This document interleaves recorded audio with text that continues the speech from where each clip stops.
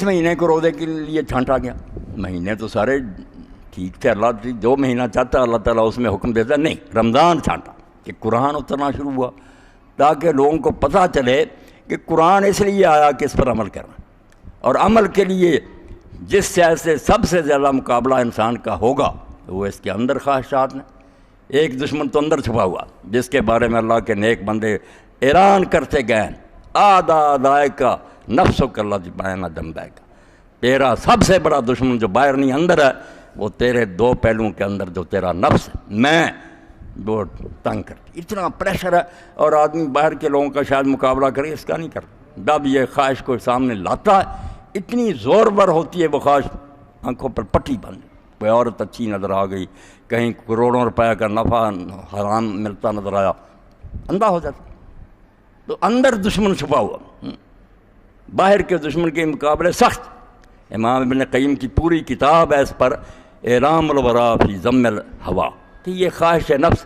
اور قرآن مجید میں آپ دیکھتے ہیں جنت کا کیا ذکر کرتا، وَأَمَّا مَنْ خَافَ مَقَامَ رَبِّهِ وَنَهَى النَّفْسَ عَنِ الْهَوَىٰ، جو ڈر گیا اس سے کہ میں نے اللہ کے سامنے ایک دن کھڑے ہونا، اس لیے میری یہ جو خواہشیں ہیں، میری یہ آرزویں، میرے اندر جو یہ ابال آتے ہیں، میں نہیں اس کو پورا کروں۔ نہا النفس عن، اپنے آپ کو روک دیا کہ خواہش نفس کو پورا نہیں کرنا، وہ کامیاب ہوگا۔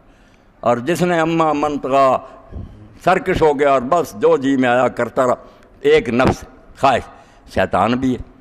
اللہ تعالیٰ فرماتا ہے اس کے مقابلہ میں بہت بریک مضبوط ہونی چاہیے، یہ گاڑی جو ہے نا یہ کہیں کھڈ میں نہ گر جائے، اس لیے یہ بریک کو کہتے ہیں تقویٰ، کہ گاڑی کو دوڑانے کے لیے بھی کچھ پرزے ہونے چاہیے۔ بالکل یہ خواہشیں جو ہے نا، کوئی کہے کہ اللہ نے کیوں پیدا کی، نہیں، اگر خواہشات نہ ہوتی، جیسے بدھ کہتا ہے خواہشات فنا کر دو، بھائی خواہشات فنا ہوگی موت، آپ کسی چیز کو چاہتے ہی نہیں، اس کے لیے کوشش نہیں کرے، سب تباہ ہو جائے۔ انسان تخلیق مقاصد سے زندہ ہے۔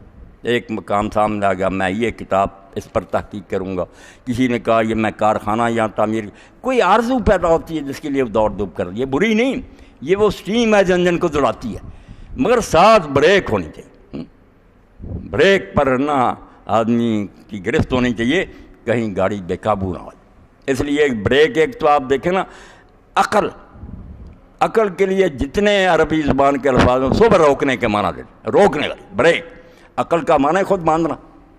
اسی لیے جانور جس کو باندھ کر لوگ کھڑا کر لیتے تھے، دور سے نشانے لگاتے، معقولہ اس کو کہتے ہیں باندھا ہوا، پیر مارتے وہ بیچارے مر جاتے، اس کو حضور نے حرام قرار دیا۔ اور اونٹ کا گھٹنا باندھتے تھے رسی، اس کو اقال کہتے تھے۔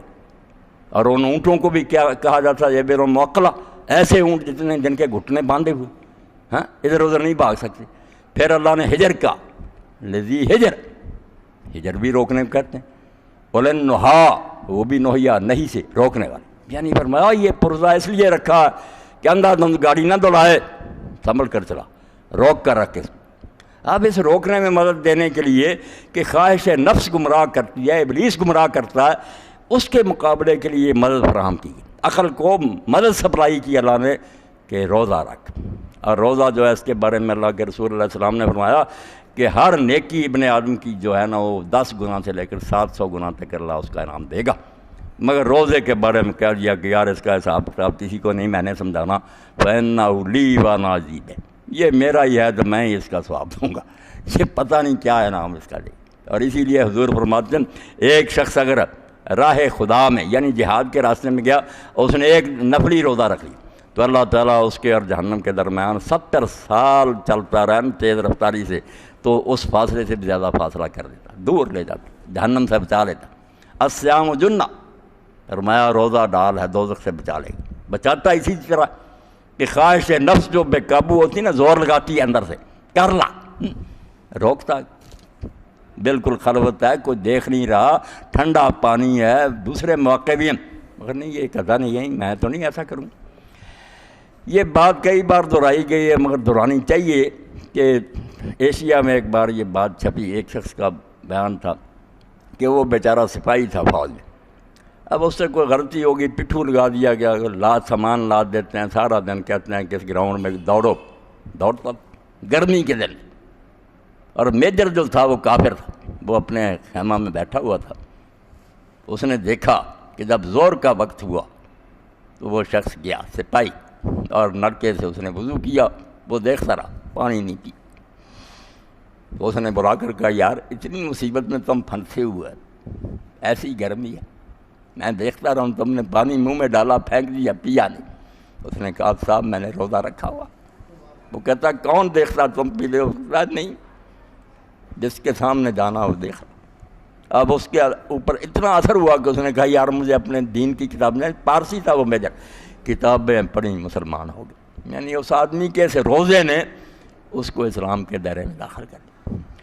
تو جب آدمی 30 دن اس مہینے میں یہ مشق کرے گا جس میں قرآن اترا، اور پتہ ہوگا کہ اس مہینے میں ہماری رہنمائی کے لیے کتاب اتری ہے، اس نسخے پر عمل صرف اس صورت میں ہو سکتا ہے کہ ہمارے اندر خوف خدا اور فکر آخرت پیدا، ہم اپنے نفس کو کنٹرول کرنا سیکھیں، خواہش نفس کو روک کر رکھنا جو ہے اس کی تعلیم ہمیں حاصل ہو جائے۔ تو اس کے لیے روزے میں جو تاثیر ہے اور کسی میں نہیں، بھوک نے ستایا ہوا، ٹھنڈا پانی ہے، دوسری خواہشیں نہیں، توجہ ہی نہیں کر۔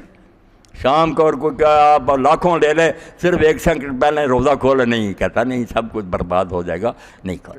اللہ فرماتا ہے اس مہینے کو چنا میں نے تاکہ یہ رمضان شریف جو ہے قرآن کے نزول کی عید ہو، یادگار عید، صرف وہ آخری دن نہیں، پورا مہینہ جشن منایا جائے کہ اللہ کی کتاب ہمارے لیے اتری تھی، ہم اس کتاب کی قدر جانتے ہیں، ہم اس پر عمل کرنا چاہتے ہیں، جو چیزیں اس سے دور لے جاتی ہیں ان سے بچنا چاہتے ہیں، اس کے لیے اپنے اندر ہم نا پاور چاہتے ہیں، بس ہم چاہتے ہیں کہ ہمارے اندر ایسا ایمان پیدا ہو۔ فرمایا پھر روزے رکھو، اور ساتھ ہی اللہ تعالیٰ رحیم ہے، مہربان۔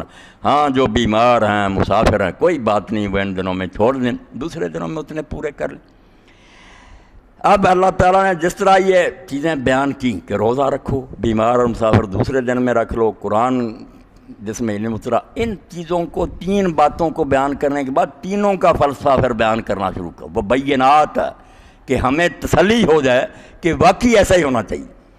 پہلے اس کو لیا جو آخر میں کہ روزہ جو ہے نا ان دنوں میں چھوڑ دو پھر رکھ لو۔ اس قضاء کے بارے میں فرمایا کہ کیوں حکم یہ دیا، یرید اللہ بکم اليسر ولا یرید بکم العسر، اور جو خدا بندوں کو تنگ نہیں کرنا چاہتا، آسانی دینا چاہتا، وہ یہ حکم نہ دیتا تو اور کیا دیتا؟ وہ بیچارے بیمار ہیں، ان کو تنگ کرتا کہ نہیں دنوں میں رکھو، ظلم ہوتا۔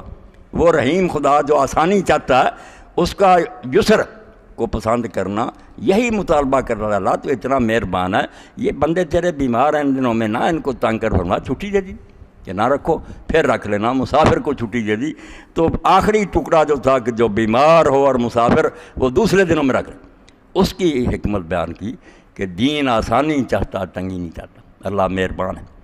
اب جو کہا کہ چھوڑ ہی دیتا، پھر بیچاروں سے رہ گئے تھے معافی کر دیتا، فرمایا نہیں، یہ تو جو کہا نا دوسرے دنوں میں رکھ لو، بڑے تک میں رکھ ڈال، اور تھوڑے سے دن ہیں، مگر ان کے اندر جو تاثیر ہے نا، جو نفع ہے، یہ کشتہ ہے بہت قیمتی، اس لیے چھڑانا نہیں، چلو ان دنوں میں استعمال نہیں کر سکے، روزے کا اثر اور کسی طریقے سے پیدا نہیں ہو سکتا، اس لیے میں نے اتنا ہی بڑا احسان فرمایا کہ تمہیں ان دنوں میں چھٹی دے دی، مگر بالکل معاف نہیں کر سکتا، اس سے تم پھر وہ کیسے تقویٰ حاصل کرو گے جو روزے سے پیدا ہو، پورا کر۔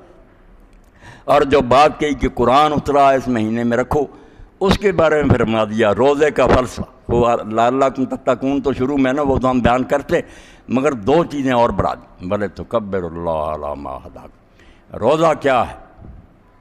عملی طور پر زبان سے بن کہے اللہ کی بڑائی کا اعلان ہے کہ وہ بڑا حاکم ہے جس کا میں بندہ ہوں، اس نے حکم دیا، میں اس کی خلاف ورزی نہیں کر سکتا۔ فرمایا اس لیے روزہ، کچھ تو زبان سے اللہ اکبر پڑھتے رہتے ہیں نا، عمل سے مخالفت کرتے ہیں، زبان سے کہتے ہیں اللہ بڑا، رشوت لیتے ہیں، جھوٹ بولتے ہیں، ظلم کرتے ہیں، وہ اللہ کو کہاں بڑا مانتے ہیں؟ جو بیچارہ صبح سے شام تک اس حال میں کہ وہ ساری دنیا کو یہ دکھا رہا ہے، مظاہرہ کر رہا ہے، اعلان کر رہا کہ اگر اللہ کو بڑا نہ مانتا ہوتا تو میں یہ اس مصیبت میں کیوں پھنستا؟ بل تکبر اللہ علی ما ہداکم۔ روزہ عملی طور پر اظہار ہے اللہ تعالیٰ کی کبریائی اور بڑائی کا کہ بہت بڑا حاکم ہے، میں اس کا ادنا بندہ ہوں، اس نے کہہ دیا میں اس کے خلاف نہیں جا سکتا۔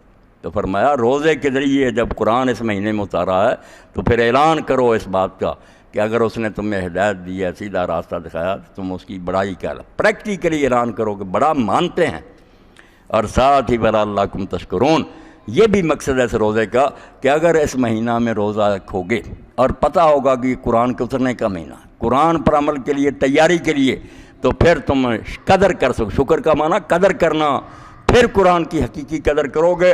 ورنہ یہ صرف رہ جائے گا کہ فلاں نے اتنے ختم کیا اور فلاں مدرسے میں آج محفل قرات، بیچارہ روتا رہے گا. قرآن کی فریاد پھر ماہر القادری صاحب کی پڑھتے رہیں گے ہم، یہ غریب روئے گا اور کچھ نہیں ہوگا. وَلَعَلَّكُمْ تَشْكُرُونَ.